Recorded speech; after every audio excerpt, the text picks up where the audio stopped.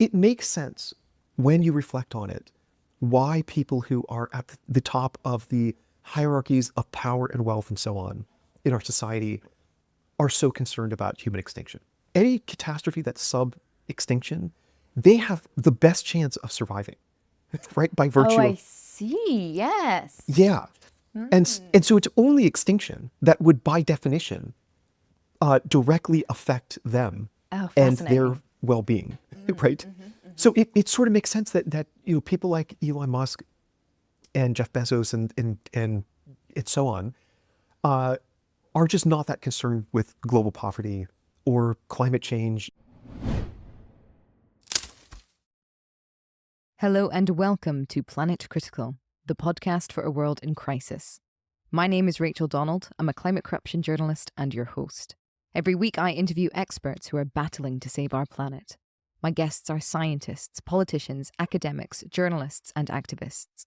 They explain the complexities of the energy, economic, political, and cultural crises we face today, revealing what's really going on and what they think needs to be done. These are the stories of the big picture. Go to planetcritical.com to learn more and subscribe. My guest this week is Emile Torres. Emile is a philosopher of extinction, a former advocate of long-termism, the ideology driving the billionaires in Silicon Valley, which Emile goes on to explain in depth in this episode. They have since gone on to become its most outspoken critic, revealing the dangerous beliefs and values driving the men at the helm of AI and now democracy itself. Emile is also the author of Human Extinction, a history of the science and ethics of annihilation. And they join me today to discuss that. What is an extinction event? How have human beings considered extinction in the past? How is the contemporary understanding of human extinction different to the ancient world? And why is it that tech billionaires are so obsessed with it to the extent that they are making the decisions that are more likely to hasten its arrival?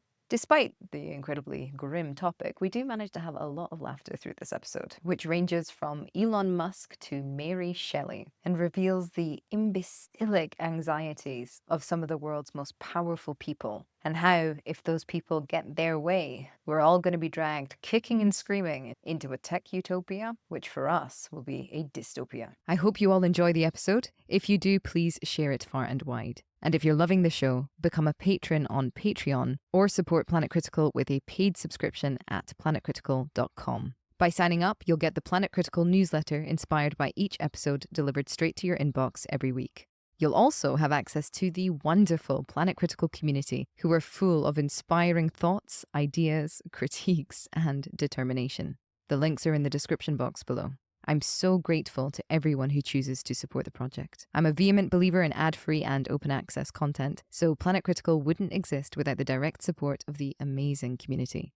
Thank you so much to all of you who believe in Planet Critical and keep the project going every week. Emile, I'm so glad to have you on the show. I have been following your work for ages. You are like the long-termist person. You know, you've investigated the tech bros, you've investigated extinction, you've had such an interesting sort of intellectual journey yourself. So welcome to the show. Thank you so much for being here. Thanks for asking me to join you. Now, you get the first question that everybody gets, and it's brilliant because your area of expertise is extinction. So, Emile, why is the world in crisis?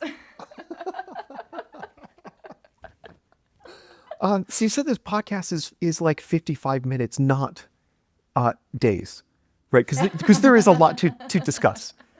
I mean, some people use the term polycrisis. A few years ago, I coined a term, which is super fucked.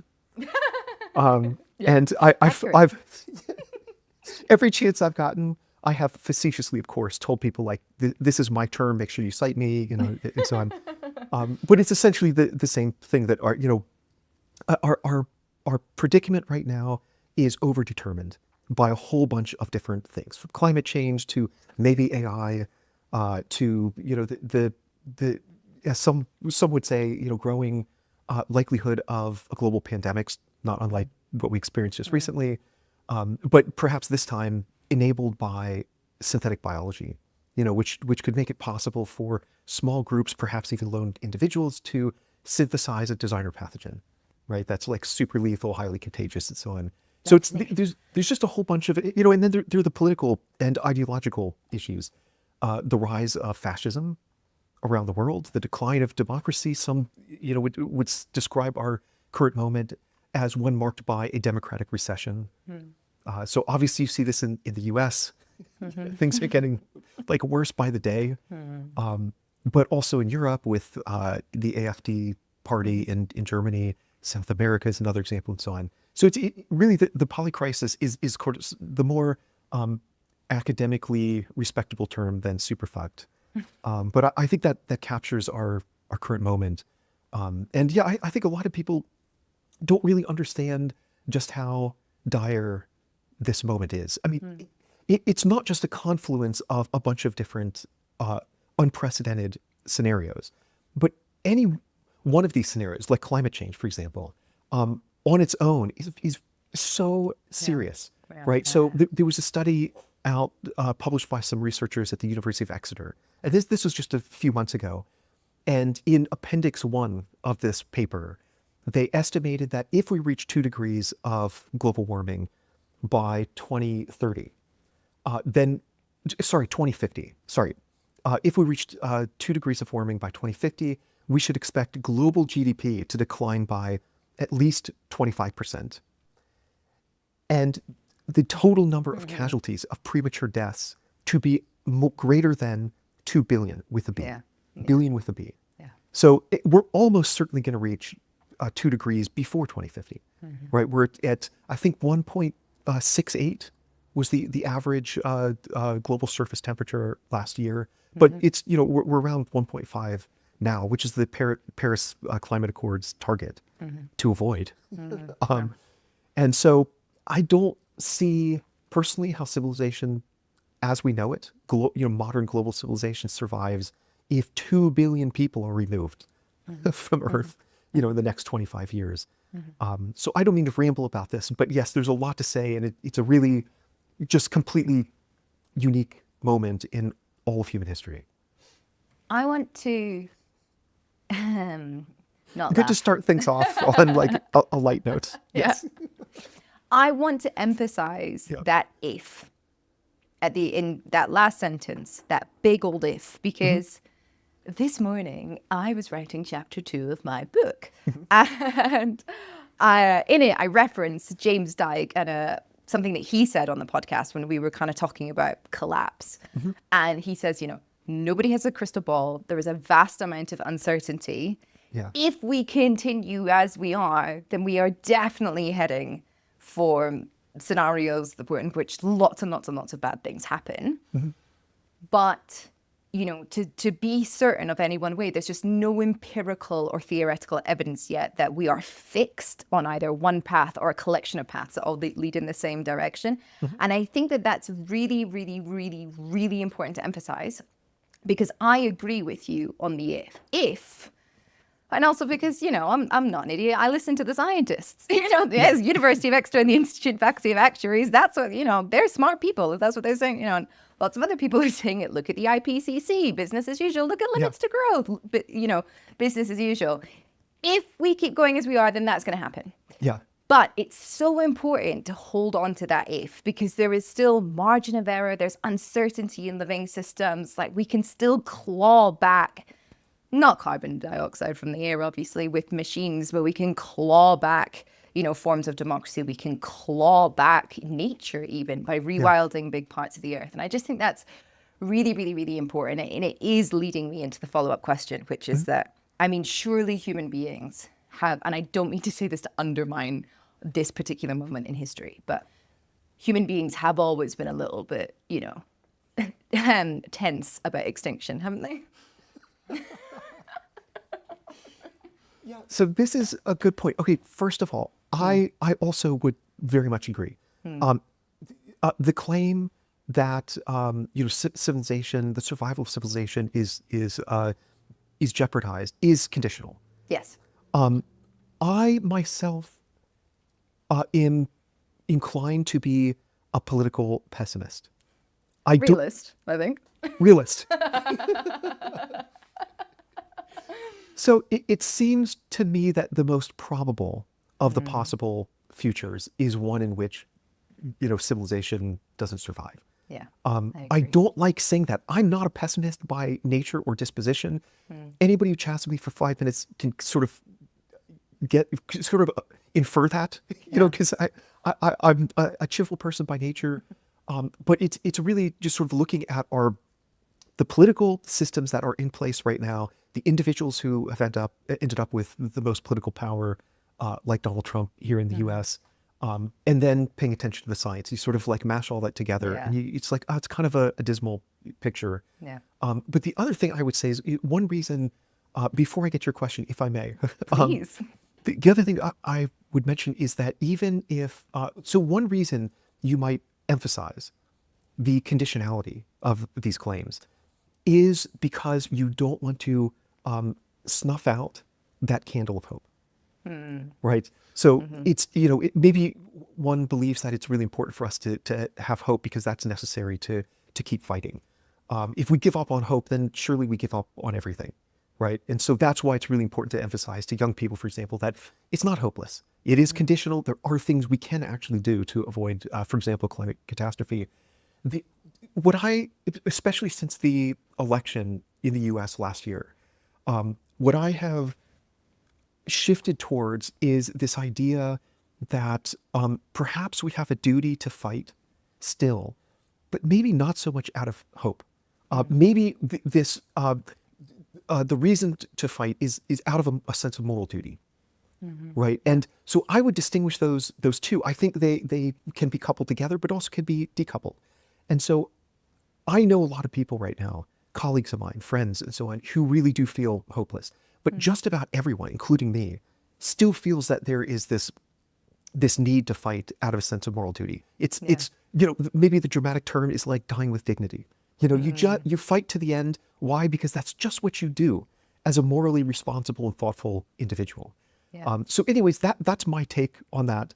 Yeah. You're also completely right that, people have, every generation there's been people who have, wildly waved their arms in the air and screamed, the end is nigh, right? This is it. We are the last generation. And so I do think it's really important to be cognizant of this kind of, as some would put it, a millenarian tendency or impulse to believe that, the end of the world is right around the temporal corner. I think that,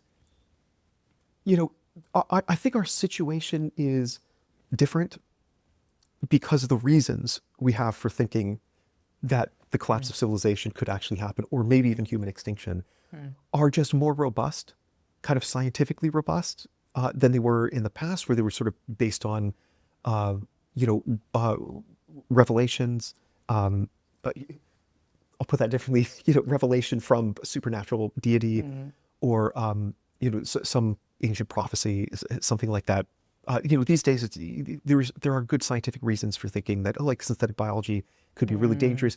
Maybe AI, could contribute to disinformation about climate change, could reinforce totalitarian, authoritarian systems, and then climate change could ultimately result in the dissolution of those underlying pillars upon which civilization is built. But this, more specifically, the idea of human extinction in particular, I think that's a pretty recent idea. Right. There's a qualification, though. So the idea, it was born, according to my research, it really goes back to the pre-Socratics. And I'll explain the apparent discrepancy in what I just said in a moment. It goes back to the ancient Greek philosophers, some of whom did anticipate a future in which Earth would be completely bereft of all humans. But nonetheless, they simultaneously understood our species to be indestructible. And the reason that this makes sense is because they had these cyclical views, cyclical models of the cosmos. So, for example, there was a pre-Socratic philosopher named Xenophanes who argued that the cosmos cycles through two different stages. And during one stage, which is our current stage, life flourishes. But then as the wheel, the cosmic wheel continues to turn, there will be a period of time where no life at all will exist. So he thought that we basically oscillate between states of dryness and wetness. So wetness is like when the oceans rise and so on, and then all terrestrial life disappears, including all of humanity. So in this sense, we're indestructible because after we disappear, we will always reappear. And I think, so the same idea with respect to ancient philosophers like Empedocles also had this cyclical view, same with the Stoics. And I think the closest that any ancient group of individuals came to thinking about human extinction in our modern, our contemporary naturalistic sense was probably the ancient atomists. But nonetheless, in their view, human beings or creatures exactly like us would always reappear in the future once we disappear. So they believe the universe was infinite. There are infinite number of atoms that are just jostling about. They have different shapes. So some have like barbs. They connect in different ways. They come together. And it's a different combinations of atoms that produce macroscopic objects like us. So it's actually it's not that different from, I mean, it is in certain important ways, but not that different from like contemporary scientific view of the nature of matter. And so their view is that, all worlds, by which they basically meant solar systems, will eventually break apart. And when that happens, our species will cease to exist. But in the fullness of time, given the infinitude of the universe across space and time, some creatures, like I said, exactly like us, will reemerge. So in a sense, we're still kind of indestructible, but it's different from like Xenophanes' view, where it's our world, our particular world, that is going through these cycles. So here on Earth, humans will reemerge once we go extinct. So all of that is prefatory to like answering your question. I'm really sorry for being so long-winded. No, don't be. It's fascinating. I had a student last semester who, in their evaluations at the end of the semester, said, Dr. Torres, I'm quoting here, is very knowledgeable, but also terribly long-winded. So that sticks with me. I think about that quite a bit. Don't be so long-winded. But I think the idea of human extinction defined as the complete disappearance of humanity, such that we never reappear. We disappear entirely and forever. This idea is pretty recent, right? So this idea this conception of human extinction really is paired with the idea that we are destructible. And it was in the 1800s, the 19th century, that we see the first articulations of this idea. I think one of the earliest examples is an 1826 book by Mary Shelley called The Last Man. The book is about this individual who is living amidst a global pandemic as a result of the spread of miasma. This is before germ theory was widely accepted. But nonetheless, there's this pandemic that is killing off all humanity. And the story is just following the last man, Lionel Verney was his name. And there's no indication in the story that when he dies, that there's any kind of renewal or rebirth. So there are all of these apocalyptic tales from centuries and millennia before, which look like human extinction, like they're referencing human extinction, but they aren't. At the end of time, when everybody disappears or something, that is the moment that a new era begins. Either humans reappear, or in the case of like the Christian narrative, all of humanity survives into the afterlife, right?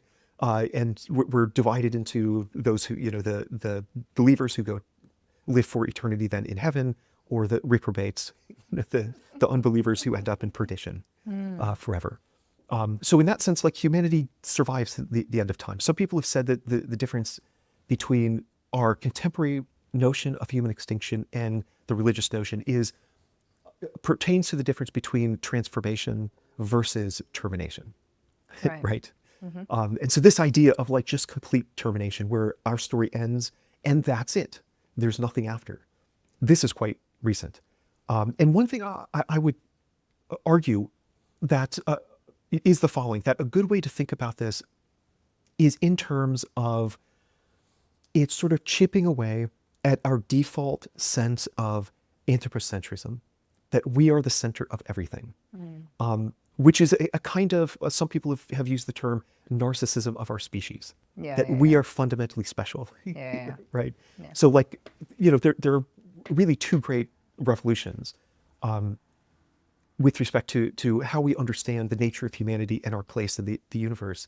There's obviously the Copernican revolution. So Copernicus dethroned us from the center of the universe.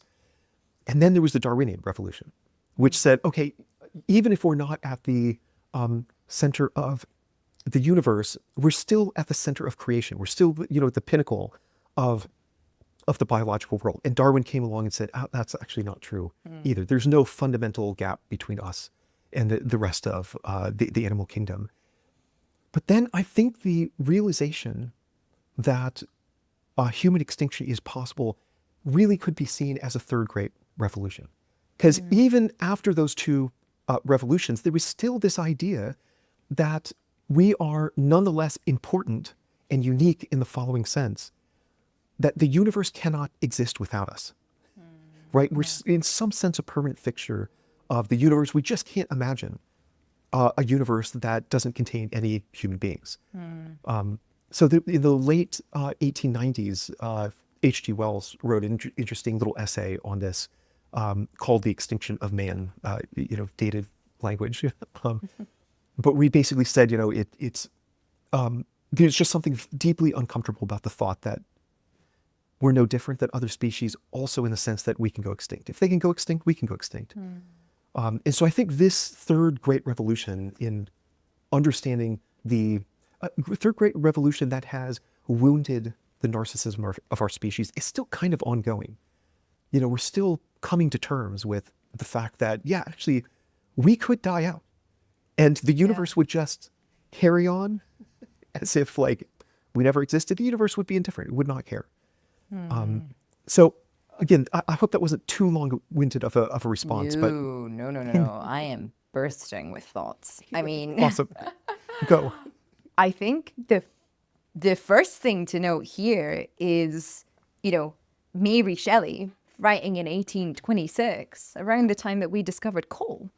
That was, so there's this kind of coalition there of, this incredible energy dense resource that was transforming society. And then obviously how that was impacting, how human beings consider themselves. And I think it's very interesting that essentially at the moment, around about the time that we discovered something that was so energy dense that we really could transform the material world in such a way that we could make ourselves extinct or make anything else extinct or begin to kill off large swathes of the planet is about the time that extinction in its modern concepts came to the fore. And I want to go straight into a question that I know that you've researched, which is this confluence then of power and wealth and extinction anxiety, and then that almost ironically driving the very actions that are more likely to ensure or cause that event, that extinction event. Yeah. A friend of mine named Dan Zimmer has this term. I can't remember exactly what it is, but something like, apex worries, apex concerns. So Apex anxieties? Yeah, something like that. So people it makes sense when you reflect on it, why people who are at the top of the hierarchies of power and wealth and so on in our society are so concerned about human extinction. Because anything that is, any catastrophe that's sub-extinction, they have the best chance of surviving, right? By virtue Oh, I of... see, yes. Yeah. And so it's only extinction that would, by definition, directly affect them and their well-being, right? So it sort of makes sense that people like Elon Musk and Jeff Bezos and so on are just not that concerned with global poverty or climate change, the best estimates, I mean, correct me if you've heard differently, but I think there is more or less something of a consensus among climatologists that even catastrophic climate change isn't going to cause our extinction. Yes. Right? Some people are Yes. going to survive. Like maybe, like I said before, maybe 4 billion people will die by 2050. That was also in the University of Exeter study. If we reach 3 degrees of warming, that means that a reassuring 4, 5, maybe 6 billion people survive. Right? God. Oh. And there's also a negative feedback effect, right? Because if you remove a huge number of people from the planet, then the carbon emissions are going to decline. Yeah. So in a sense, it's like good for. Yeah. Please, I you know. should take that out of context. Yeah, but yeah. yeah, The biggest possible picture, there are some benefits out there. Yes. yeah. I mean, just as a matter of fact, climate change would be mitigated. So the point of that is that humanity would survive. Among the 4, 5, 6 billion people who would survive, it's going to be people like Musk. Yeah. Right, and Peter Thiel and so on. So what are they worried about? Well, not really climate change that much. Sure, it's going to devastate the lives of people in the global south and poor countries, but it's not going to directly affect them in many ways. So extinction, though, something like if a scenario such as the one involving superintelligence. The claim is that if we build a superintelligent AI that is not controllable, then by default, it will kill everyone on Earth. So that is suddenly, the ears of the billionaires sort of perk up, say, okay, that would affect me. So now we need to be, really careful with how it is that we develop advanced AI systems. Can I just jump in here? Of course, yeah. Because I mean, I think that if that AI really was super intelligent, right, and had consumed all of the data about the world, it would just go and kill the billionaires. It wouldn't go and kill all of human beings. Because it's a huge amount of material consumption inequality and wealth inequality and access to energy inequality that's causing this problem. The vast majority of people are A-OK. So it's a specific subset species extinction event rather than a mass extinction event. So I don't dislike this idea. Then this is, maybe that would not be the worst outcome. Come on, OpenAI. Yeah. But I think the argument that a lot of people in the AGI space, particularly the AI safety community, the argument that they would make is that whatever final goal we give the superintelligent AI, ASI for short, artificial superintelligence. So whatever final goal we give the ASI, if it's not perfectly aligned with human values, what they mean by human values is a whole other topic. Yeah, 'Cause it's just right. not clear at all. Is it the values of the billionaires? Yeah, the right. people who are actually developing technology? Probably. I think so. I think that's often what they mean. But if those values aren't perfectly aligned, then as an unintended consequence of the ASI acquiring resources, then all of humanity will die, right? Because the biosphere that we depend on for our collective survival is a resource. Those atoms and molecules could be reconfigured to, for some other purpose. We are also ourselves are also resources. Yeah. Right. So the ASI would come after us and say, well, it's just there's this huge number of atoms in my body that could be harvested for some other purpose. So that's the claim. That's the argument behind the claim that it's all or nothing. Either everybody or most people survive or everybody dies. Right? Does that kind of make sense? I mean, the argument itself is problematic, I think, for several reasons. But at least this is what billionaires, the literature that billionaires are reading. It's nice that they lump themselves in with the masses on this one topic. I mean, there is something very egalitarian about human extinction. Yeah, isn't it? It's the ultimate leveler of inequality. Yeah, totally. And the irony is, as you were getting at before, that the very individuals who are most concerned about ASI killing all humans, including themselves, they're the ones who are funding and running these companies that are explicitly trying to develop artificial superintelligence. Yeah. So What's that? what the hell? I mean, I think their view is that ASI is going to be developed by somebody, somewhere, probably sometime soon. And then they feel that they are better qualified to oversee the design of the first ASI, right? So if they build it over there, the ASI will probably be value misaligned, result in human extinction. But if I build it, I think I know how to ensure that it's value aligned. Again, what that means exactly, if it means that like it just does what Musk says, that itself would be catastrophic for most of humanity. But so then you get this sort of arms race dynamic. We have a bunch of different competitors who are all of the view that they are better positioned to ensure that there's a good outcome. But their competitors are looking at them saying, no, you are not taking safety seriously enough. We are, so we actually need to get ahead in the race, get to the AGI or ASI finish line first. And so that's how you end up in this situation, I think, with a bunch of people who are on the one hand screaming, oh yeah, ASI, could very well kill everyone on Earth, but also like we need to build ASI as soon as possible. Sam Altman is a great example because he has been asked about the best and worst outcome with respect to ASI, and he says the best outcome is just utopia. And he said literally in an interview that when you start talking about how good things could be, if we build this controllable ASI, you start to sound like, quote, a crazy person, right? But he said, on the other hand, if we can't control the ASI, then it's probably lights out for all of us, to quote him. So, It's just amazing that these men think that they are allowed to take a gamble on everybody's lives. And what you just said about, this belief, I am best placed, my values are best, I am most intelligent, I need to be the one. I mean, it's fascistic, right? This is a kind of technofascism in which the entire world is available to me to be transformed and changed and controlled and subjugated to my vision of the future.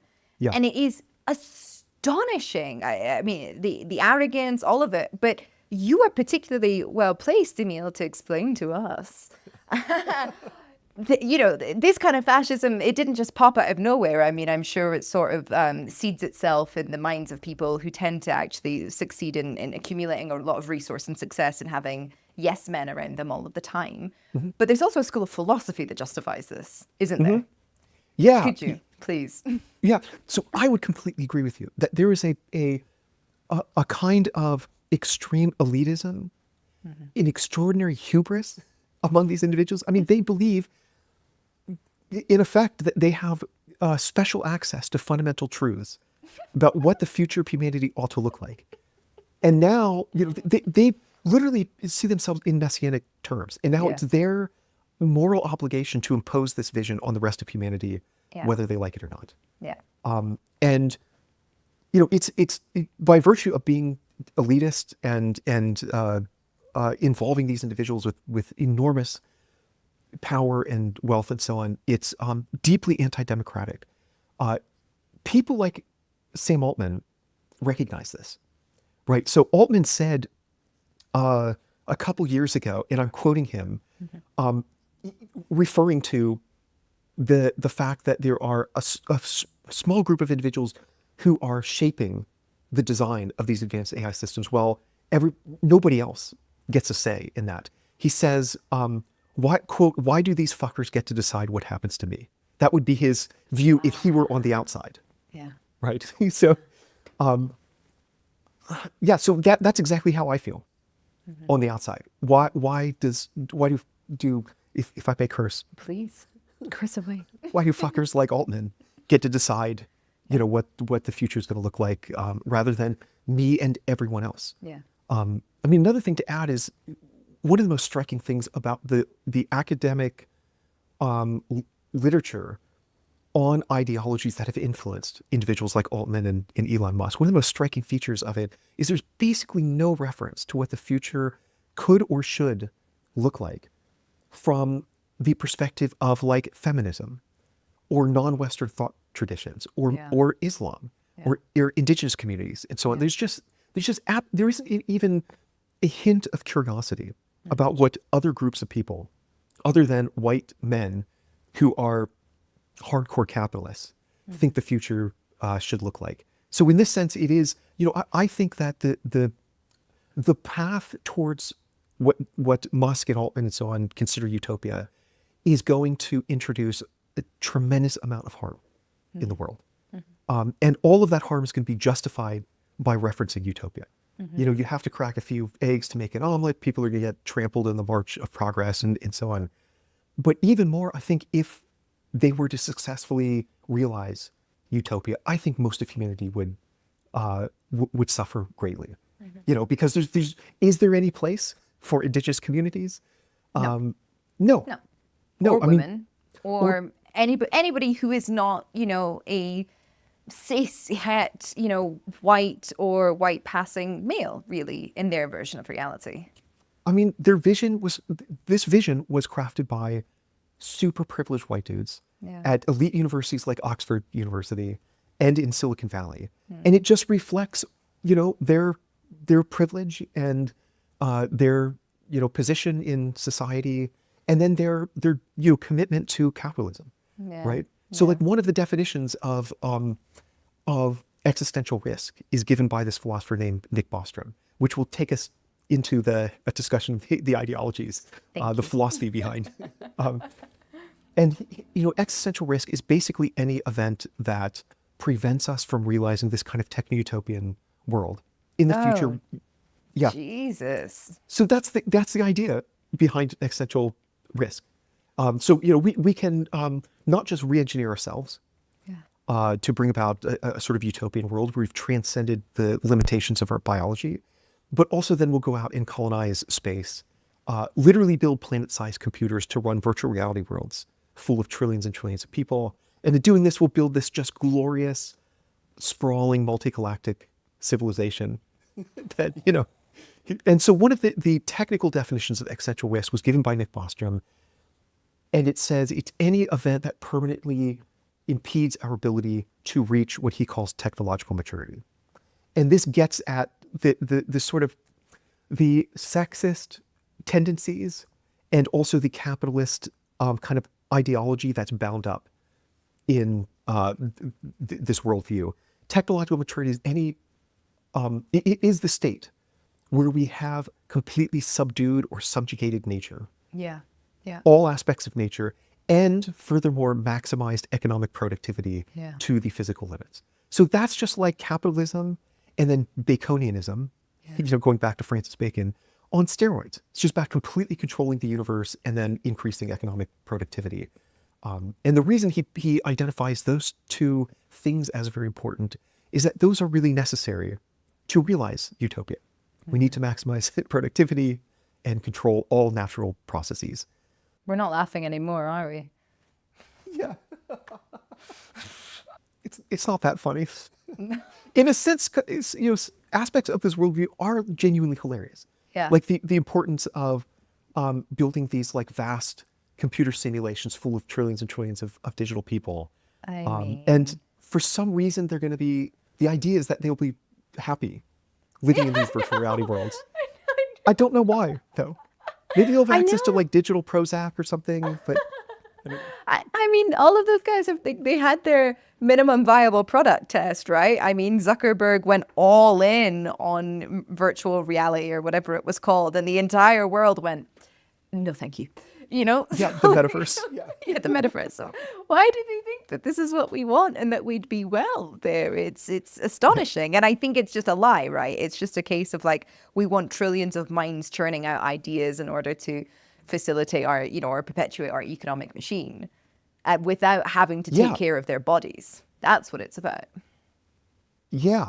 And to ultimately maximize quote unquote value in the universe.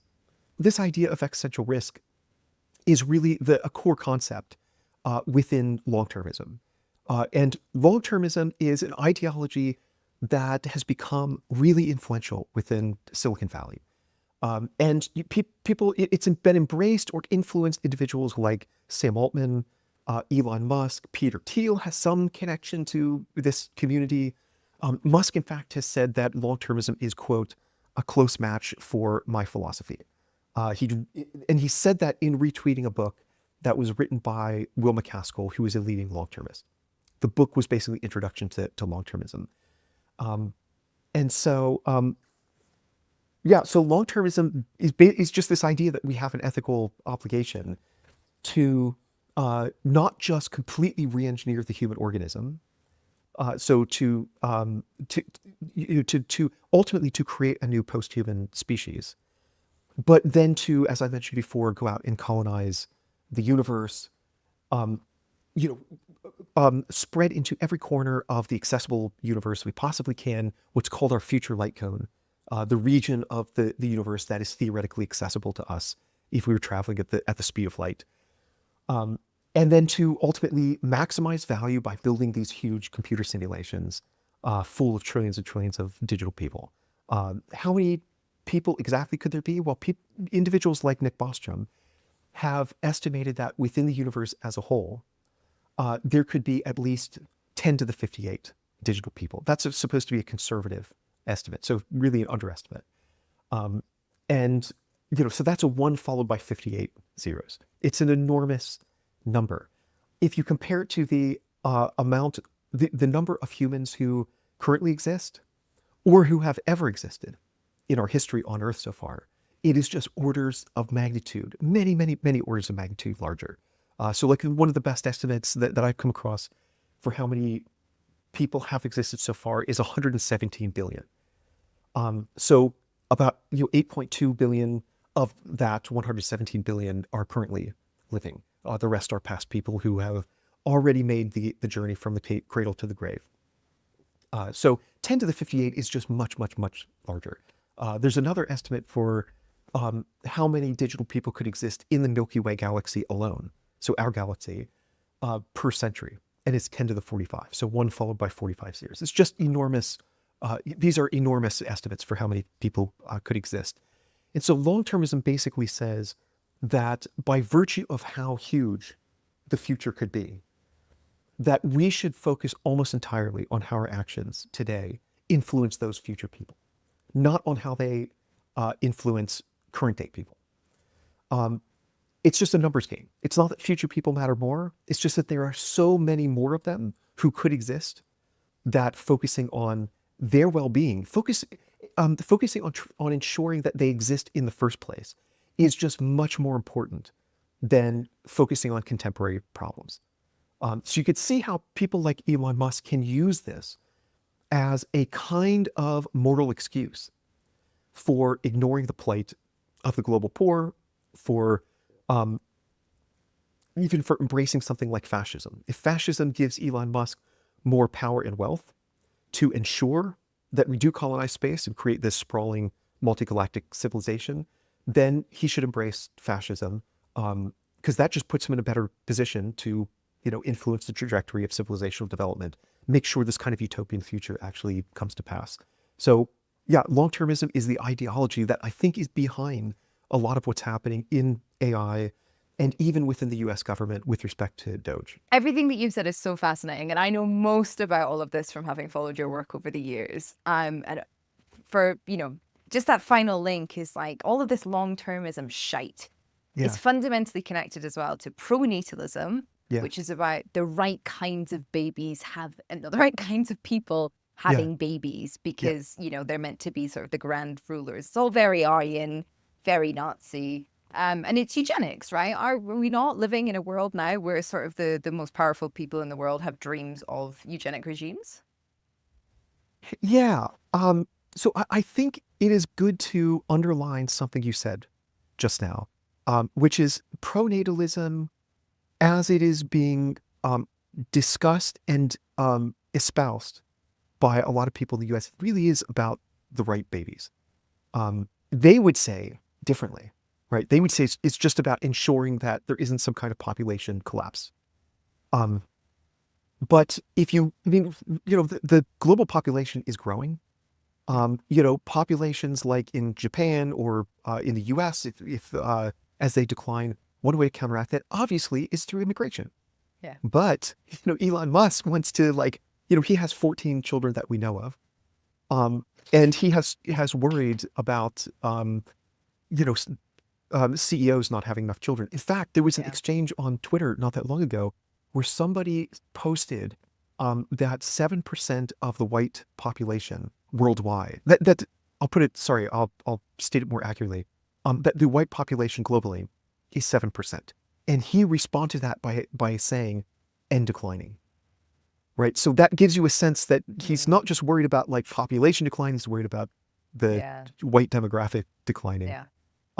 And so with respect to eugenics, there is this line that I've now quoted on numerous occasions from two French scholars, which is the eternal return of eugenics. Because eugenics is an idea that goes back to the ancient Greeks, to Plato, Aristotle, to Roman law before them. And it pops up over and over again throughout Western history. It is an idea that won't die. It's the eternal return. And I think the most recent iteration of this eternal return is in the form of long-termism and related ideologies like transhumanism. As well as, one of those related ideologies would also be pro-natalism. Pro-natalism is mainly a concern in the US right now among white people, who tend to be, fairly well off, privileged. And you also believe that they have, superior intellects, that they have really high IQs and therefore they need to have more children. Going back to existential risk, actually, one of the, so in the first document that Bostrom published on this topic, which introduced the idea of existential risk, he lists a number of existential risk scenarios. And one of them is what he calls dysgenic pressures. And so the term dysgenic is found all over the eugenics literature from the 20th century. And it basically refers to a scenario in which less fit, undesirable people, for example, people who are less intellectually talented, to borrow Bostrom's terms, outbreed their more intellectually talented peers. And so consequently, the average IQ or average intelligence of humanity declines over time, which is really bad because if you're going to create a techno-utopia, you need technology, right? And if you're a bunch of people who have low IQs, then maybe that could be more difficult. And so, what I would add here real fast is the whole idea of IQ in the first place was developed, at least in part, by pretty racist, pretty sexist eugenicists throughout the 20th century. And IQ is just like, in my view, it's a deeply impoverished metric of intelligence. It's just, it's this idea that there's one single linear scale you can rank that on which you can rank all human beings. You and me, we're somewhere on that scale. And at the top you have the best people, and at the bottom you have like the least valuable people. Yeah. And so I really think long-termism, the take-home point here is that long-termism and related ideologies are just the most recent iteration, I think, of eugenics. And eugenics is oftentimes associated with the Nazis and all the atrocities that they committed in the middle of the 20th century, like sterilizing 400,000 people, who they had a term for this, life not worthy of life, and so a lot of people think, oh, well, eugenics sort of died out after World War II. It didn't. There is continuity of eugenics across the 20th century into the 21st. There were a bunch of countries that implemented eugenics programs after the Nazis withdrew. So the Nazis occupied these European countries, then withdrew. Then those countries implemented their own eugenics programs. And a lot of these programs lasted for decades. Like, the eugenics program in California lasted from 1909 to 1979. Eugenics is an idea that won't die and lives on today. Oh, I'm amazed at all the things we've managed to laugh about in this hour. Hats off to us. Indeed, exactly said at the beginning, what we set out to do, we have achieved, I would say. Maybe I could talk to you all day, but I do know that you have to go. So I have to get my final question in before you go, which is, who would you like to platform? So I think Timnit Gebru is a great person to talk to about these general issues. And she has so much more expertise and knowledge than I do when it comes to like AI ethics issues, worker exploitation, algorithmic bias, things of that nature. Another person who might be good to chat with is a scholar who's in the UK named Alexander Thomas. And he just published recently a book that I think is one of the best critiques of transhumanism out there. And he basically ties it into, he exposes the relationship between transhumanism and capitalism, and basically argues that transhumanism is exactly what you'd expect when capitalism is sort of taken to its extreme. Because capitalism is about like, exploiting, extracting, and so on resources for the purpose of maximizing profit, right, and increasing productivity. So when you get to the physical limits of the material world around us, capitalism then starts to turn inwards on the human. And so we are the last remaining resource out there to be exploited, rearranged, re-engineered and so on, in order to like keep the engines of economic productivity roaring. So I think he's also a very, very nice person and good humored. He approaches these like really distressing topics with a degree of levity, as I hope I do. You absolutely have. Emile, thank you so much for your time today. Thank you for your research. It was so delightful speaking with you. Yeah, great to meet you. Really wonderful to be here. If you want to learn more, I've put links to everything in the description box below. Remember to subscribe to the channel if you're new here and share the episode if you enjoyed it. To support the show, subscribe at planetcritical.com, where you can read the weekly newsletter. You can also become a Planet Critical patron. All links are in the description box below. As always, my deepest thanks to that community. Planet Critical wouldn't exist without your support. Thank you everyone for listening and for coming on this journey together.